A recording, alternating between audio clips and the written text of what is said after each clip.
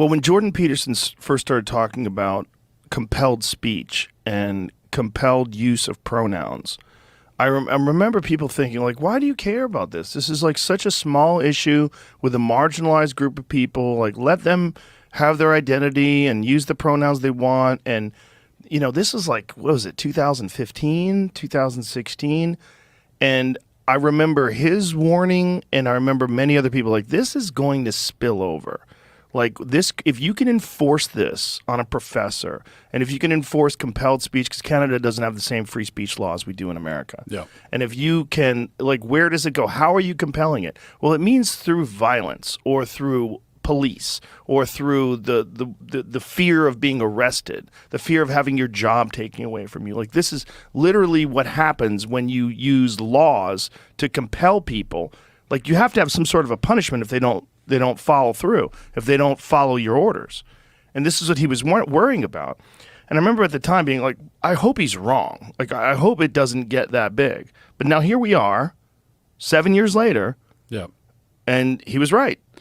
Because there's also a difference between telling people they can't say something, which is what free speech suppression usually is, and that's bad enough, but then telling people that they have to say something. Yes. Compelling them to actually say something, putting words in their mouth and telling them that you have to say this.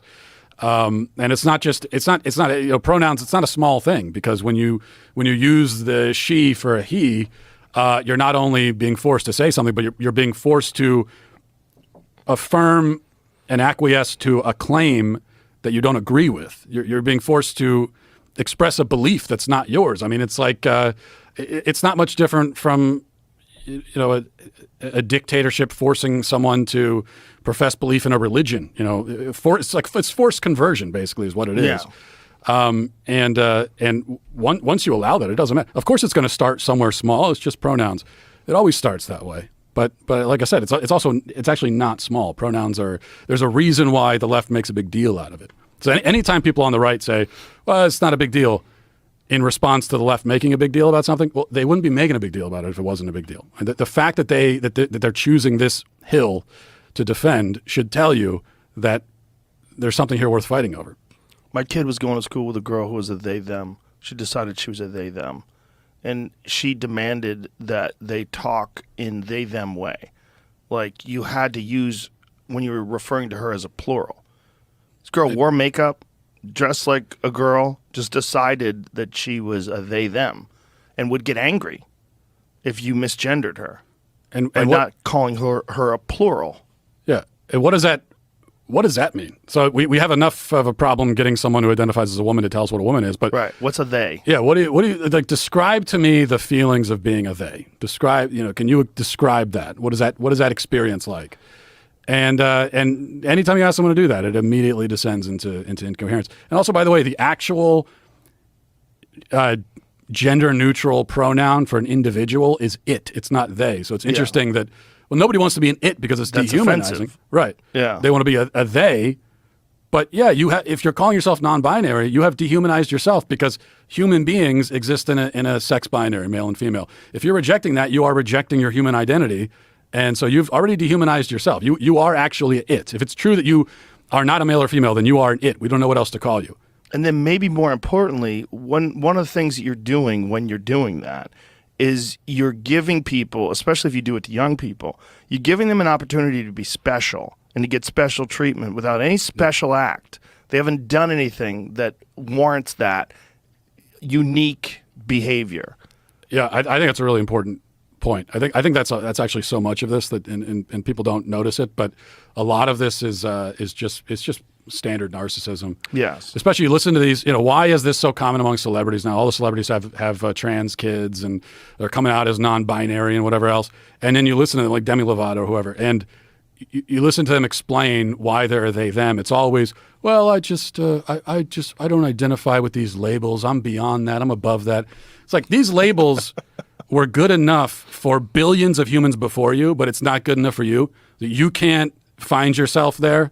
But all these other billions of human beings, it was fine. They had no problem. But you're so special that we need to change the rules of the English language for you specifically. It's incredibly egotistical. It's bizarre.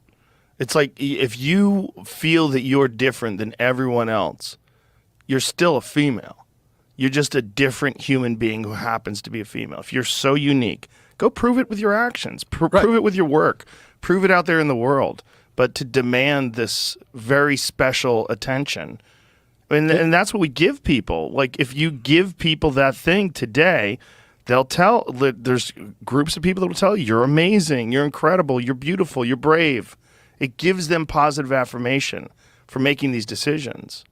It's also part of what you're describing is personality, right? I mean, so if you're saying, "Oh, I'm a female, but I don't identify with girly things, and I don't like the color pink, and whatever," okay, that's your personality, and it's fine. There are many ways to be a woman. There are many ways to be a man. There's like almost infinite ways of doing it because each man and woman has their own personality, their own perspective of the world, and that's fine. So I think that what I'm expressing is more the kind of traditional idea is much more expansive because it allows you as a man to just be who you are. You're still a man, but be who you are. The idea now is that if you're a man, but you have interests or ideas that fall outside of the standard norm, now you lose your manhood. You're actually a woman. So they're actually reinforcing the gender binary while trying to destroy it at the same time, which is interesting.